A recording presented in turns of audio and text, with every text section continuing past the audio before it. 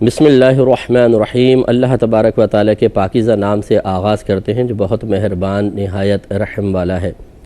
الحمدللہ درس بخاری کا سلسلہ جاری و ساری ہے۔ جیسے کہ آپ کو معلوم ہے کہ امام بخاری رحمۃ اللہ علیہ نے اپنی اس کتاب کو مختلف عنوانات میں تقسیم فرمایا ہے، یعنی جتنی بھی حدیثیں ہیں انہیں مختلف عنوانات کے تحت لے کر آئے ہیں۔ مثال کے طور پہ جیسے کتاب الصلاۃ ہے، اس میں نماز کے بارے میں حدیثیں لے کر آئے۔ پھر ہم نے سورج گرہن کی نماز ہے اور دیگر جیسے سجدہ سہو کے بارے میں یا سجدہ تلاوت کے بارے میں تھا۔ ابھی جو کتاب ہماری چل رہی ہے یا جس موضوع پہ حدیثیں ہیں اس مجموعے کو انہوں نے کتاب تقصیر الصلاۃ کا نام دیا ہے، یعنی نماز میں قصر کرنے کی کتاب۔ اس میں وہ حدیثیں لے کر آئے ہیں جن میں نمازوں کو قصر کے ساتھ ادا کرنے کے بارے میں ذکر فرمایا گیا ہے۔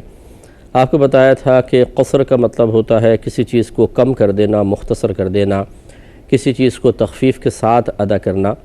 ایک قصر معنی کاٹنا بھی ہوتا ہے، جیسے بالوں کو قصر کرنا، وہ کم کرنے کے معنی میں ہوتا ہے، لیکن ہم کاٹتے ہیں اس لیے ان کو قصر بھی اسے بھی قصر کہہ دیتے ہیں۔ تو خلاصہ کلام یہ ہے کہ نبی کریم صلی اللہ علیہ وسلم نے دوران سفر 4 رکعتی فرض کو 2 کر کے پڑھنے کا حکم ارشاد فرمایا، اور یہ قرآن میں بھی ذکر کیا گیا ہے، حدیثیں بھی اس کے بارے میں موجود ہیں۔ تفصیل تقریباً میں آپ کی خدمت میں ذکر کر چکا ہوں کہ انسان کب مسافر ہوتا ہے، اس کی ابتدا کب ہوتی ہے، اور پھر مسافرت کب تک باقی رہتی ہے، جس کا خلاصہ مختصر سا یہ ہے کہ جب آپ اپنے شہر کی حدود سے باہر نکل جائیں اور کم و بیش 92 کلومیٹرز دور جانے کا ارادہ ہو تو آپ شرعی طور پہ مسافر ہو جائیں گے۔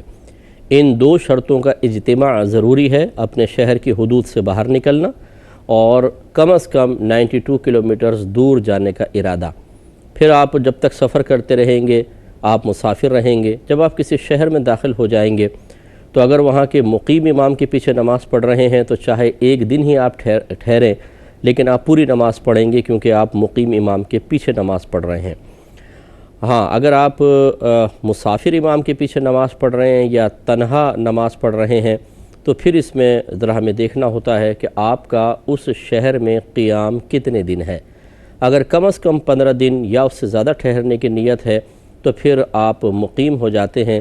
اب اگر مسافر بھی نماز پڑھا رہا ہو آپ اپنی پوری 4 ہی پڑھیں گے، اور اگر اکیلے نماز پڑھ رہے ہوں تب بھی آپ 4 ہی پڑھیں گے۔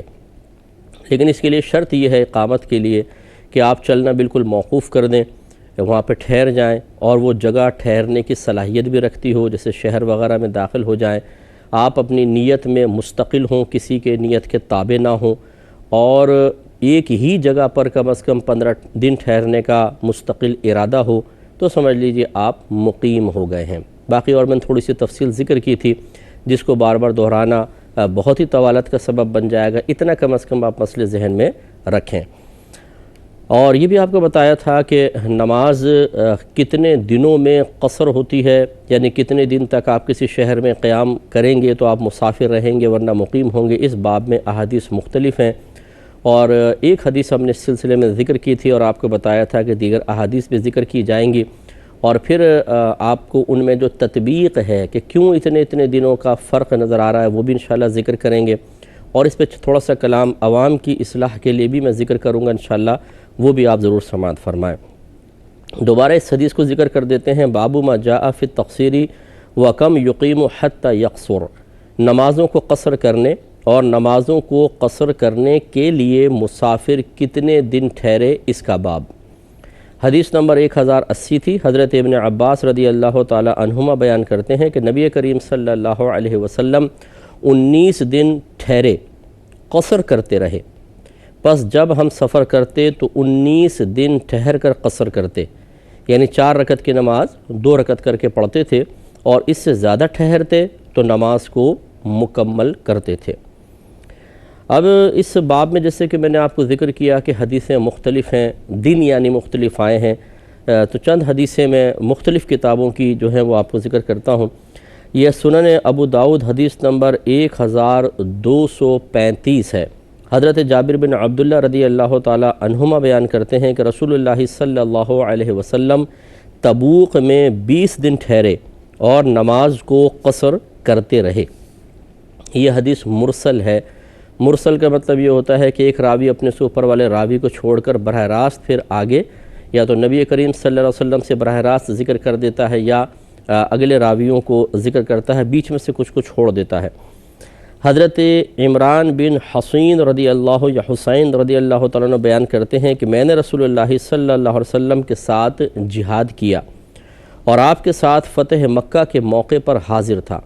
آپ مکے میں 18 راتیں ٹھہرے اور صرف 2 رکعت نماز پڑھتے تھے اور فرماتے تھے اے شہر والو 4 رکعت نماز پڑھو، ہم مسافر ہیں۔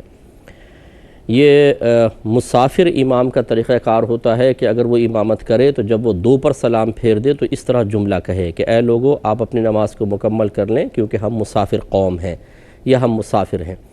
تو کیونکہ لوگ کچھ تو ایسے ہوتے ہیں جو شروع میں آپ کے ساتھ ہیں، انہیں تقریباً پتہ ہوتا ہے کہ جی مسافر امام ہیں، لیکن بعض اوقات پھر بعد میں بھی لوگ آ کر شامل ہوتے رہتے ہیں، انہیں پتہ نہیں چلتا کہ آگے مقیم امام ہے یا مسافر۔ تو 2 رکعت پر سلام پھیر کر یہ اعلان کر دیا جائے تو پیچھے والے سمجھ جاتے ہیں کہ یہ مسافر تھے، 2 رکعت پر سلام پھیر دیا ہے، ہمیں اپنی 4 رکعتیں مکمل کرنی ہیں۔ تو پہلی والی روایت میں دیکھیں 20 دن کا ذکر ہے، دوسری میں 18 دن۔ تیسری ہے صحیح، یہ جو دوسری تھی یہ سنن ابو داؤد میں ہے، حدیث نمبر 1229 اور سنن ترمذی میں حدیث نمبر 545۔ اگلی جو حدیث ہے وہ صحیح بخاری کے اندر موجود ہے 1080، یہ بھی ہم نے بیان کی، اور سنن ابو داؤد میں 1230، سنن ترمذی میں 549 اور سنن ابن ماجہ میں 1075 حدیث پاک ہے، وہ یہ ہے۔ حضرت ابن عباس رضی اللہ تعالی عنہما بیان کرتے ہیں کہ رسول اللہ صلی اللہ علیہ وسلم مکے میں 17 دن ٹھہرے اور نماز کو قصر کرتے رہے۔ حضرت ابن عباس نے فرمایا کہ جو مکے میں 17 دن ٹھہرے وہ قصر کرے اور جو زیادہ دن ٹھہرے وہ نماز پوری کرے۔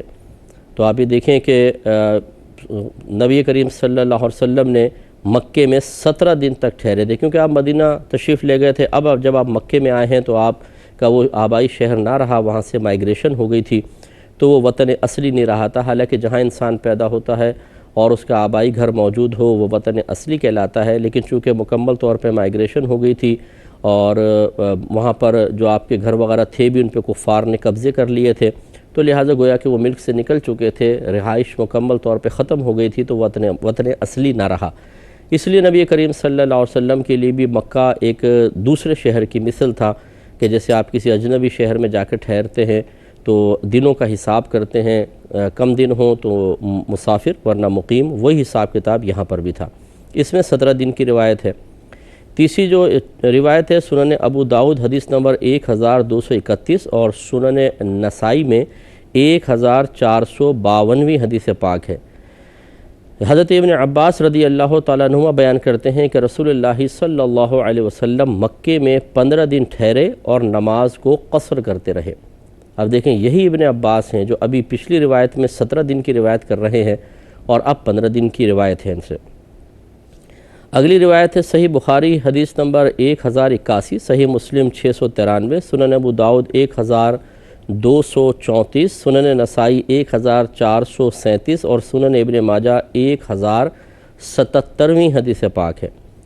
اکرمہ نے حضرت ابن عباس رضی اللہ تعالی عنہما سے روایت کیا کہ نبی کریم صلی اللہ علیہ وسلم مکے میں 17 روز ٹھہرتے اور 2 رکعت نماز پڑھتے تھے۔ اگلی روایت سنن ابو داؤد 1233 روایت ہے۔ حضرت انس بن مالک رضی اللہ تعالی عنہ بیان کرتے ہیں کہ ہم رسول اللہ صلی اللہ علیہ وسلم کے ساتھ مدینے سے مکے کی طرف گئے، آپ 2 رکعت نماز پڑھتے تھے حتیٰ کہ ہم مدینے کی طرف لوٹ آئے۔ راوی کہتے ہیں تو ہم نے کہا کہ کیا آپ نے وہاں کچھ دن قیام کیا تھا؟ حضرت انس نے کہا کہ ہم نے 10 دن قیام کیا تھا۔ تو دیکھیں 10 دن تک قیام کیا تو قصر نماز پڑھتے رہے، اس کا مطلب ہے کہ اس سے زیادہ دن ٹھہرتے تو مقیم بنتے۔ اب یہ مدت قصر کی احادیث میں جو مختلف دن بیان کیے گئے، علامہ عینی صاحب رحمۃ اللہ علیہ، یہ بدر الدین عینی بہت ماشاءاللہ مشہور عالم دین ہے اور ان کی بخاری کی شرح ہے عمدۃ القاری۔ اس میں یہ اس کی تھوڑی سی تشریح بیان کرتے ہیں. یہ کہتے ہیں کہ مدت اقامت دراصل 15 دن ہے، جیسے کہ سنن ابو داؤد اور سنن نسائی کی روایت میں اس کی تصریح ہے، یعنی وضاحت کے ساتھ بیان ہوا ہے، جو حضرت ابن عباس رضی اللہ تعالی عنہ سے مروی ہے.